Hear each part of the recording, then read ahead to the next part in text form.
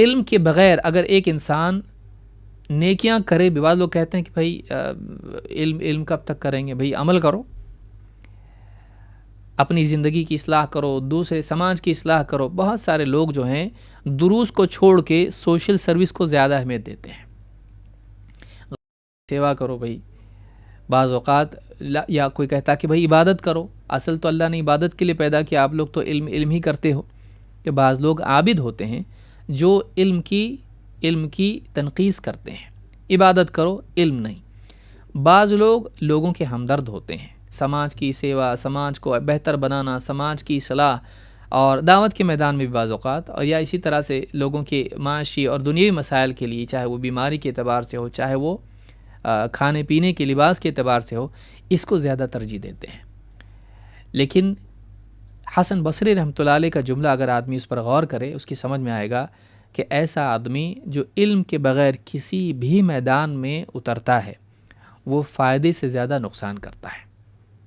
حسن بصری رحمۃ اللہ علیہ فرماتے ہیں العامل علی غیر علم کالسالک علی غیر طریق. علم کے بغیر عمل کرنے والا ایسا ہی ہے جیسے صحیح راستہ چھوڑ کے کہیں اور نکل جانے والا. راستہ چھوڑ کے چلنے لگا، گاڑی چھوڑ کے راستہ چلے تو کہیں گڑبڑ ہوتا ہے، نقصان میں ہوتا ہے، کھائی میں چلا جائے گا. تو جو علم کے بغیر عمل کرتا ہے یہ ایسا ہے جیسے راستہ چھوڑ کے چلنے لگے، سیدھا راستہ، صحیح راستہ چھوڑ کے چلنے لگے.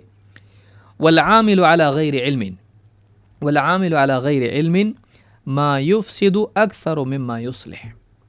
علم کے بغیر عمل کرنے والا جس شخص کے عمل کی بنیاد علم پر نہ ہو، یعنی صحیح علم پر، نبوی علم پر نہ ہو، ربانی علم پر نہ ہو، کیا ہوگا؟ فرماتے ہیں ما یفسد اکثر مما یصلح. ایسا آدمی اصلاح سے زیادہ فساد ہی کرتا ہے، سدھار سے زیادہ بگاڑ لاتا ہے. اسی لیے آپ دیکھیے دنیا میں، آپ دیکھیے کوئی آدمی علاج کرنا چاہ رہا ہے، ہمدرد ہے لوگوں کا، لیکن اس کے پاس علاج کا علم نہیں ہے. اب اگر وہ مریض کو دوا دے یا اس کا آپریشن کرے تو ایسا آدمی جب اس کو علم نہیں ہے تو وہ پہلے سے زیادہ چھوٹی بیماری کو بڑی بیماری بنا دے گا، بلکہ انسان کی ہلاکت بھی واقع ہو سکتی ہے. اور ہوا ایسا ہوتا ہے کہ ایک آدمی کسی کو نسخہ بتا دیتا ہے لیکن اس آدمی کے کمپلیکیشنز وہ نہیں جانتا، اس کے مسائل اور ہوتے ہیں، یہ دوا اس کو نہیں چلتی ہے، جہالت میں دوا بتا دیتا ہے. وہ دوا کھا کے وہ آدمی بجائے اس کو شفا ملنے کے ہلاک ہو جاتا ہے. کیوں؟ اس لیے کہ جہالت میں اس نے ہمدردی کی. ہمدردی کرنے کے لیے بھی چاہے اپنی ہو یا دوسروں کی ہو، انسان کے پاس صحیح علم ہونا چاہیے. کسی کا بھلا کرنے کا ارادہ ہونا کافی نہیں ہے، بھلائی کی معرفت ہونا بھی ضروری ہے. دل میں جذبہ لوگوں کا بھلا ہو، لیکن بھلا کرنے کی کوشش میں بعض اوقات انسان لوگوں کا برا کر دیتا ہے، نقصان کر دیتا ہے. کیوں؟ اس لیے کہ وہ نہیں جانتا بھلائی واقعی کیا ہے. لہٰذا علم خیر خواہی سے پہلے ہے، علم اس کے لیے ضروری ہے. کسی کی خیر خواہی بھی آپ کرنا چاہتے ہیں یا اپنے لیے عبادات اور آخرت میں نجات کے لیے کچھ کرنا چاہتے ہیں، اس کے لیے علم ضروری ہے. یہی بات حسن بصری رحمۃ اللہ علیہ فرماتے ہیں.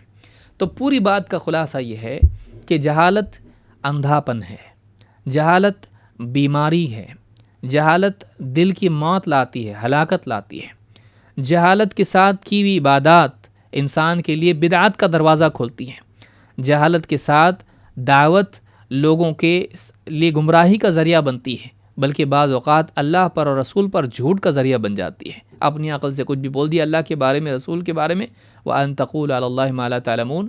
اللہ بغیر علم کے اللہ کے بارے میں بولنے لگ جاتا ہے، اور پھر اللہ کے بارے میں اسماء و صفات میں یا کسی بھی چیز میں، اللہ کے احکام میں جھوٹ کا مرتکب ہو جاتا ہے.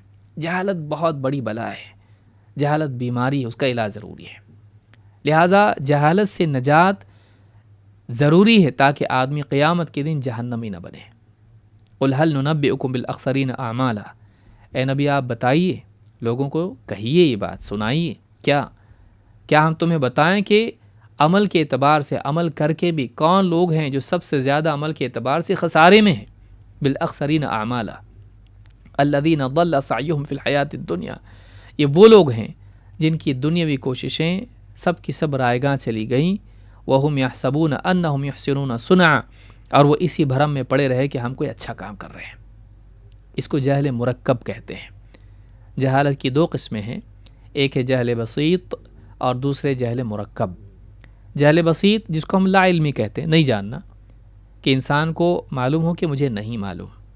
جہل مرکب انسان غلط کو صحیح سمجھ لے اور صحیح کو غلط سمجھ لے، تو یہ جہالت زیادہ خطرناک ہوتی ہے۔ اور ابن قیم رحمۃ اللہ علیہ فرماتے ہیں کہ اکثر اہل بدعات اس دوسری جہالت میں مبتلا ہوتے ہیں، جہل مرکب میں۔ وہ اپنی بدعات کو سنت سمجھتے ہیں، اپنی شرکیات کو ایمان اور توحید سمجھتے ہیں۔ لہٰذا اس جہالت سے نجات پانا یہ انسان کے لیے سب سے پہلا فریضہ ہے، اور علم کی طرف رجوع کرنا اس کے لیے سب سے پہلا فریضہ ہے۔ اگر آپ غور کریں تو آپ کو دکھائی دے گا کہ اللہ رب العالمین نے سب سے پہلی وحی جو نازل کی محمد عربی صلی اللہ علیہ وسلم پر، وہ علم ہی سے متعلق تھی۔ اقرأ بسم ربک الذی خلق خلق الانسان من علق اقرأ وربک الاکرم الذی علم بالقلم علم الانسان ما لم یعلم۔ پڑھ اپنے رب کے نام سے جس نے پیدا کیا، انسان کو پیدا کیا جمے ہوئے خون سے، علق سے۔ پڑھ اور تیرا رب سب سے زیادہ کریم ہے، جس نے الذی علم بالقلم، جس نے قلم کے ذریعے تعلیم دی، علم الانسان ما لم یعلم، انسان کو وہ علم دیا جو پہلے سے اس کے پاس نہیں تھا۔ 5 آیتیں اللہ نے نازل کی، اس میں انسان کی تخلیق اور اس کی تعلیم کا ذکر کیا۔